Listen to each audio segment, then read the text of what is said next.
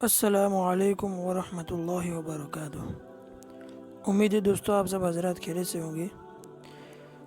आज की वीडियो के अंदर हम जानेंगे कि उर्दू डिज़ाइनर पर गोल्डन कलर में लिखाई किस तरह करते हैं और वो भी मुख्तलिफ़ तरीके से। तो चलिए मैं उर्दू डिज़ाइनर को ओपन कर देता हूँ। आप प्ले स्टोर पर से डाउनलोड कर लीजिए या इसी वीडियो के डिस्क्रिप्शन में लिंक मौजूद है, वहाँ से डाउनलोड कर लीजिए। ठीक है, तो यहाँ से मैं एक पेज ले लेता हूँ, स्क्वायर साइज़ का पेज ले लेता हूँ और फिर मैं यहाँ टेक्स्ट के अंदर लिख देता हूँ माशाअल्लाह। अगर आप चाहे तो ये काम अपने नाम के साथ कर सकते हैं। फिर मैं यहाँ से कोई मोटा फ़ॉन्ट ले लेता हूँ।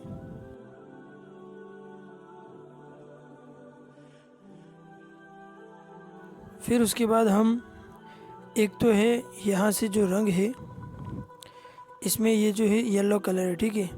फिर यहाँ से हम उसको मज़ीद लाइट कर सकते हैं यहाँ से। तो ये येलो है लेकिन ये तेज़ है, इसको गोल्डन नहीं बोल सकते, ठीक है। गोल्डन कलर मैंने अपने पास सेव रखा है या मेरे फ़ोल्डर के अंदर, मैं आपको दिखा देता हूँ। ये रहा, ठीक है। तो येलो के अंदर और गोल्डन के अंदर बहुत ज़्यादा फ़र्क है, आप देख सकते हैं। मैं आपको एक शेप लेकर आपको दिखा देता हूँ। ये शेप है।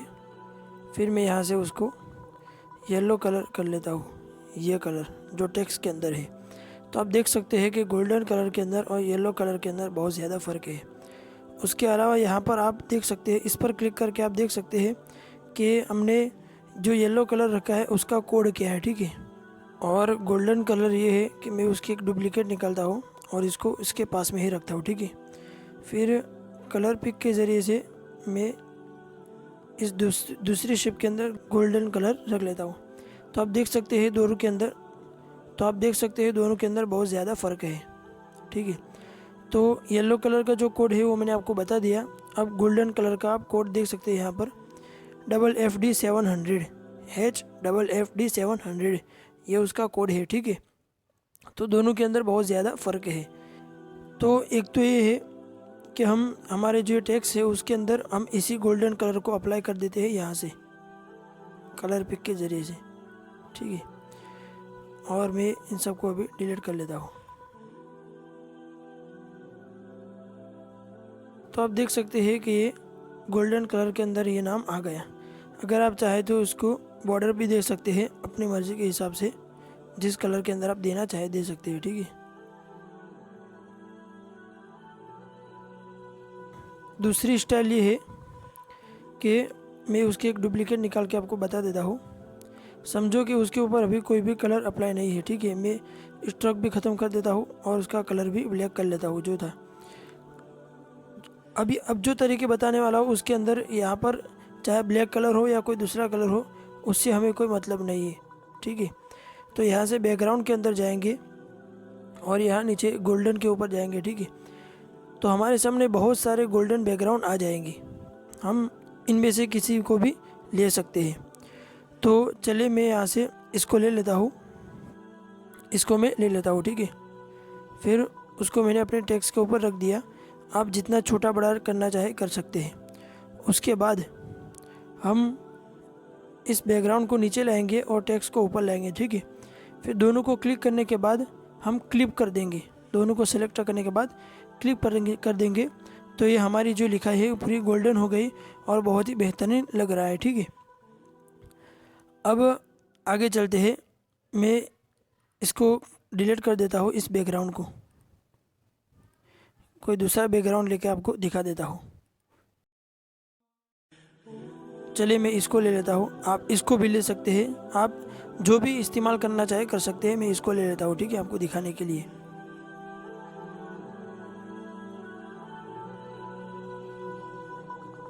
तो चलिए मैं उसको भी डिलीट कर लेता हूँ।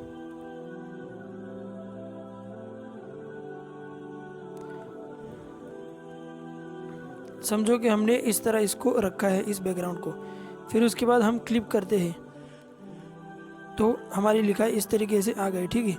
फिर उसके बाद हमें ख्याल आया कि हमारा जो बैकग्राउंड है उसको हमें थोड़ा छोटा करना है, तो इसको लॉक लगा देंगे और इसको सेलेक्ट करेंगे। इसको लॉक इसलिए लगाएंगे ताकि वो हरकत ना कर जाए, ठीक है। फिर उसके बाद हम यहाँ से उसको छोटा बड़ा करना चाहे तो कर सकते हैं इस तरीके से, ताकि हम मज़ीद खूबसूरती अपने नाम के अंदर ला सकें, ठीक है। तो चलिए मैं इसको भी डिलीट कर लेता हूँ। रिमूव क्लिक करने के बाद इस बैकग्राउंड को भी डिलीट कर लेता हूँ। एक और बैकग्राउंड लेकर मैं आपको दिखा देता हूँ। मैं इसको ले लेता हूँ, ठीक है। इसको हम अपने नाम के ऊपर रखेंगे।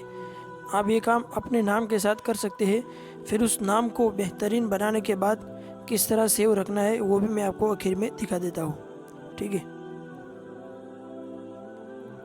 दोनों को सिलेक्ट करने के बाद क्लिक करेंगे तो आप देख सकते हैं कि बहुत ही बेहतरीन लग रहा है। अगर हम चाहे तो अपने नाम के साथ इस तरह कर सकते हैं, ठीक है। फिर उसके बाद हम क्या करेंगे कि पेज के ऊपर जितना भी है हमारे नाम के अलावा सबको डिलीट कर देंगे और हमारा जो बैकग्राउंड है उसको हम ट्रांसफर कर देंगे। तो उसके बाद हम PNG में उसको सेव कर देंगे अपनी गैलरी के अंदर, ठीक है।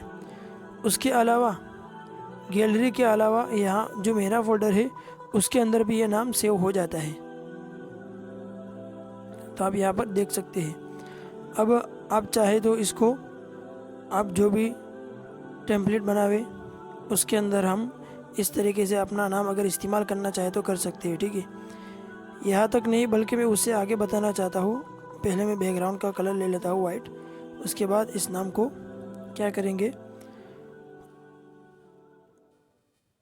उसको हम यहाँ से बॉर्डर तो नहीं दे सकते इसलिए कि इस तरीके से बॉर्डर हो जाएगी, एक डब्बा बन जाएगा, ठीक है।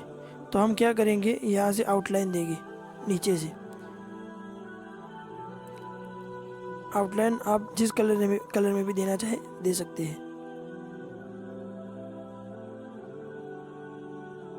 आप अपनी मर्ज़ी के हिसाब से कोई भी कलर दे सकते हैं जो बेहतर आपको लगे, ठीक है।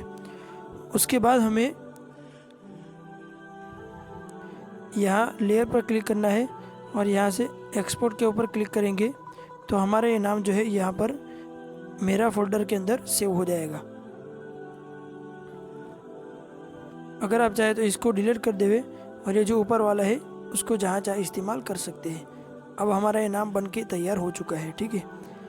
ख़त्म नबूवत कॉन्फ्रेंस के हवाले से या अकीदा हयातुन नबी के हवाले से हम जो भी पोस्टर बनावे उसके अंदर इस तरीके से अगर उस टेक्स्ट को लिखे तो उसके बाद हम इसको इस तरीके से बेहतरीन अंदाज में लिख के उसको इस्तेमाल कर सकते हैं। उम्मीद करता हूँ दोस्तों आपको हमारी ये वीडियो पसंद आई होगी। अगर आपको हमारी ये वीडियो पसंद आई है तो वीडियो को लाइक कर दीजिए और आपको हमारी इस वीडियो से क्या नया सीखने मिला आप कमेंट के अंदर उसको ज़रूर बताइए। और आपने चैनल को अभी तक सब्सक्राइब नहीं किया, सब्सक्राइब करना भूल चुके हैं तो आप चैनल को सब्सक्राइब कर लीजिए और हमारी इस वीडियो को ज़्यादा से ज़्यादा शेयर कीजिए। तो ठीक है दोस्तों, आज के वीडियो के अंदर बस इतना ही था। मिलते हैं दूसरी वीडियो में, तब तक के लिए खुदा हाफिज़।